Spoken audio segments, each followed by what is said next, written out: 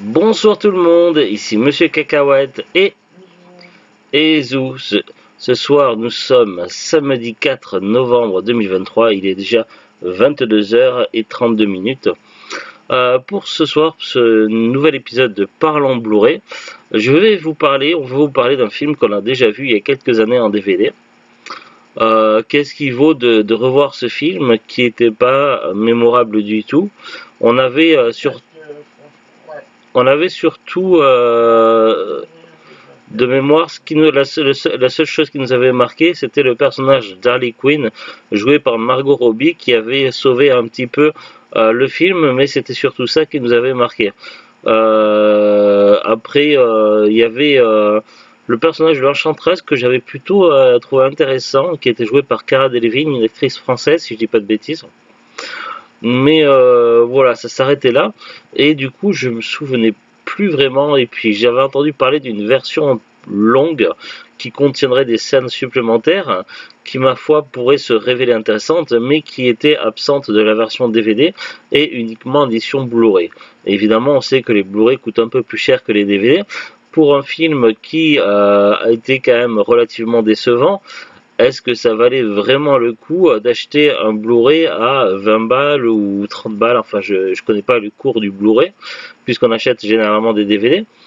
Mais toujours est-il que Noz est là, et il y a quelques jours, lors d'un passage à Noz, j'ai finalement trouvé le Blu-ray DC Suicide Squad. Donc on parle bien du premier film Suicide Squad, et c'est bien précisé, version longue en Blu-ray. Alors, je vous montre l'intérieur parce que là on a un beau fourreau, mais on a deux formats, deux possibilités de regarder le film. Si j'ouvre à l'intérieur, il y a l'édition extended, donc l'édition longue, et la version cinéma. La version cinéma n'a aucun intérêt puisqu'on l'avait déjà en version cinéma sur le DVD. Mais voilà, c'est toujours intéressant d'avoir les deux dans la boîte.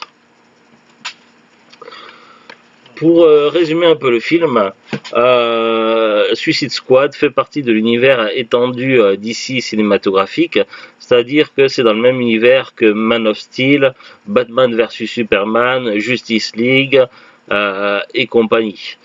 Et il se trouve que ça se passe quelques temps après Batman contre Superman. Là je vais être obligé de spoiler, mais Superman meurt. Il meurt. Bon, après, il revient à la vie, mais ça...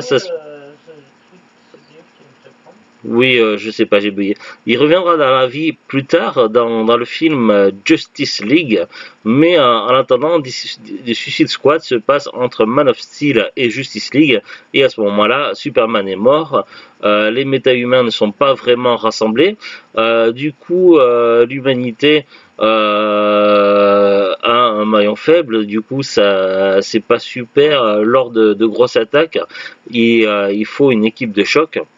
Il se trouve qu'il y a des méta-humains considérés comme des super-vilains et des super-vilains tout court, comme Harley Quinn, qui sont emprisonnés et qui peuvent être utilisés comme pions, comme personnages d'escadron, afin de combattre de nouvelles menaces.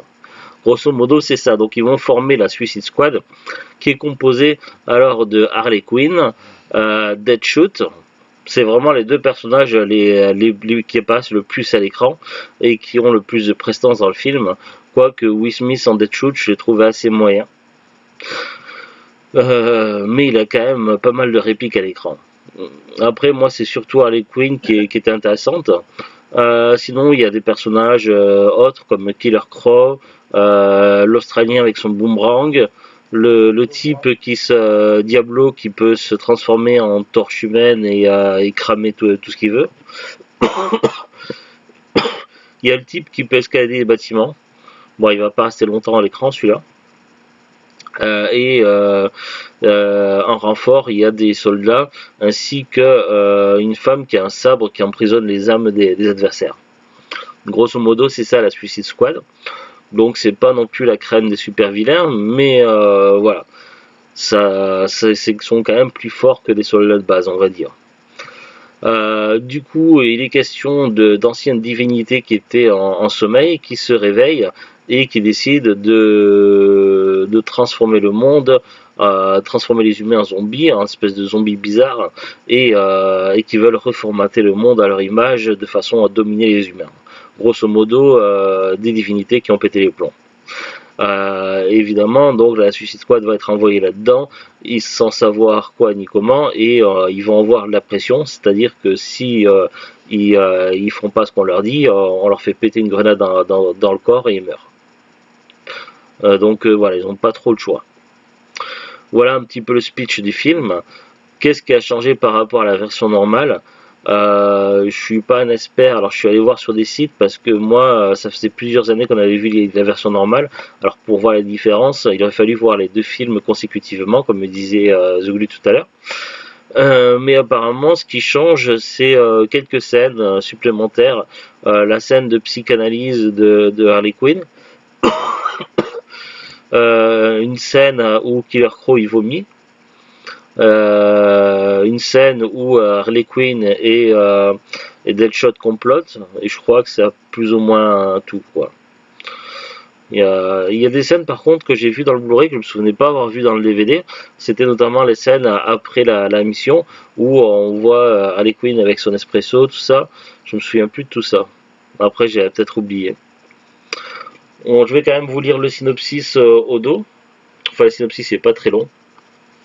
Les pires des héros, dans un univers jouissif et transgressif, les pires méchants sont réunis, armés jusqu'aux dents par le gouvernement, ils sont envoyés en mission pour combattre une entité mystérieuse et invincible. Percer les secrets des pires méchants de DC Comics, et puis il y a des bonus. Voilà. Est-ce qu'il y a d'autres choses derrière, là? Non, c'est écrit la même chose derrière, pareil. Donc voilà. C'est pas extraordinaire. C'est pas un mauvais film, mais c'est pas un bon film non plus. C'est un film oubliable. La version longue ne sauve pas le film. On va voir ensemble les fiches Wikipédia. Je suis désolé, je suis un peu malade. Suicide Squad ou l'Escadron Suicide au Québec, c'est un film américain écrit et réalisé par David Ayer, sorti en 2016. Centré sur l'équipe de super-vilains Suicide Squad, c'est le troisième film après Man of Steel 2013 et Batman vs Superman l'Homme de la Justice 2016 de l'univers cinématographique DC, ainsi que la première production de DC Film, une branche du studio Warner Bros, spécialisée dans la production de films basés sur l'univers de DC Comics. Il met en vedette Will Smith, Margot Robbie, Jared Leto, Joel Kinnaman et Viola Davis. Malgré une majorité de critiques négatives de la part de la presse comme du public, ce film a été un succès au box-office, engrangeant 746,8 millions de dollars de recettes pour un budget de 175 millions. Après la sortie, David Ayer indique que le studio imposa de lourds changements dans la production du film, ayant modifié sa vision. Une suite indépendante intitulée The Suicide Squad, écrit et réalisé par James Gunn, sera en août 2021, et celui-là on l'a pas vu. Mais on l'a en DVD, donc on le verra en de ces 4 ans. Dans le nouveau film... Non, là je suis sur Wikipédia. Le nouveau film, le seul personnage qui est repris, je crois, qu'on l'a en DVD, c'est Margot Robbie. C'est Harley Quinn. Les autres personnages ne sont pas repris.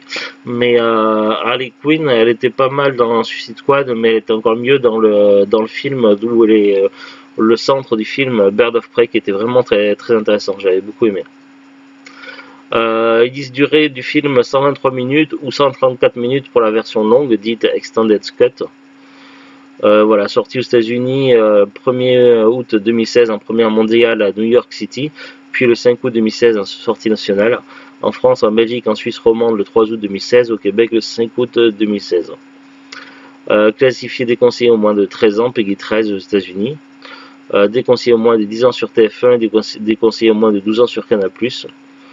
Belgique potentiellement préjudiciable jusqu'à 12 ans, Suisse romande interdit au moins de 14 ans, Québec tout public déconseillé aux jeunes enfants. Casting: Will Smith, Jared Leto, Margot Robbie, Joel Kinnaman, Viola Davis, Jai Courtney, J. Hernandez, Adewale Akinnuoye Agbejba, Cara Delevingne, Ike Barinholtz, Karen Fukuhara, Adam Beach, Scott Eastwood, Jim Parak, Common, Shaylee Pierre Dixon, Alex Meraz, Aidan Devin, Ted Whittle, David Harbour. Avant, je l'ai pas reconnu.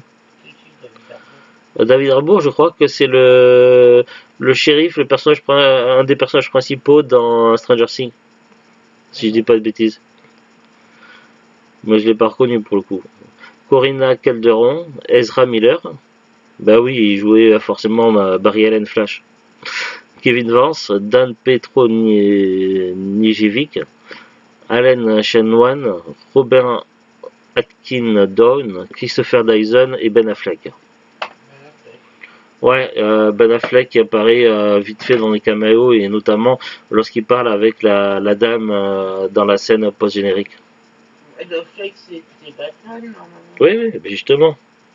Il était en tant que Bruce Wayne, il parlait que la dame, qui est celle qui voulait monter la Suicide Squad. Mais c'est dans la scène post-générique. Après, ça, dans les paragraphes qui parlent développement, attribution des rôles, personnages, la bande originale. Alors oui, la bande originale, tes souhaits. La musique était vraiment très sympa. C'est aussi un truc qui sauve un petit peu le film, c'est qu'ils ont choisi vraiment des morceaux très très cool à écouter. Nous, on a la bande originale de comment ça s'appelle, de Bird of Prey en CD de musique, mais on n'a pas la bande originale de Suicide Squad. C'est dommage parce que il y en a de temps en temps à Oz, mais voilà. Après, ouais, dans la liste des titres, il y a du Bohemian Rhapsody, Eminem, tu avais reconnu. Ah. Oui, bah oui. Bohemian Rhapsody. Non. C'est maman. Panic at the Disco, c'était du Bohemian Rhapsody. Ah, Bohemian Rhapsody. D'accord, oui, j'ai compris. Oui, ça doit être ça, pour ça que je connaissais. Ouais. Après, il y a des trucs que je connais pas. Je suis pas expert musique. Autre chanson présente dans le film. Ah oui, The Animals, The House of the Rising Sun, une chanson qu'il y avait au début. Il y avait du AC/DC, Kanye West. Queen. Ouais. Mais Queen, oui. Ouais. Accueil critique, les notes sont très mauvaises. Dexter Toll, c'est qui Dexter Toll? Je sais pas du tout.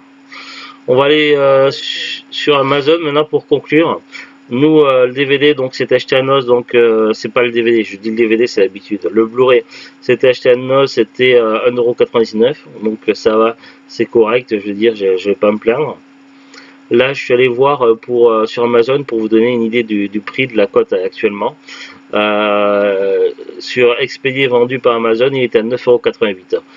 Ça va, c'est correct pour un Blu-ray, ça va, c'est pas excessif. Mais franchement, si vous avez un os par chez vous, aller à Nos, ça coûtera moins cher plutôt que de l'acheter sur Amazon. Surtout que nous, c'était quoi, il y a une semaine ou 10 jours, je sais plus, qu'on l'a acheté à Noz, dans les bacs à Noz, et il est encore présent le Blu-ray d'ici Suicide Squad. Donc voilà, ça serait dommage de dépenser des sous si vous avez un Noz à côté. De quoi? Hellboy, c'est pas DC ni Marvel. Mais c'est un personnage tiré de comics. C'est du Dark Horse, je crois. Allez, je vous dis à très bientôt tout le monde. Prenez soin de vous et la santé aussi, c'est important. Comme moi, là, je vais prendre mon sirop parce qu'il faut, vous voyez, je tousse beaucoup. J'ai une rhino qui traîne et ça me fait tousser pratiquement autant que quand j'avais le Covid. Mais voilà, bon. Allez, bon week-end tout le monde. Salut, salut.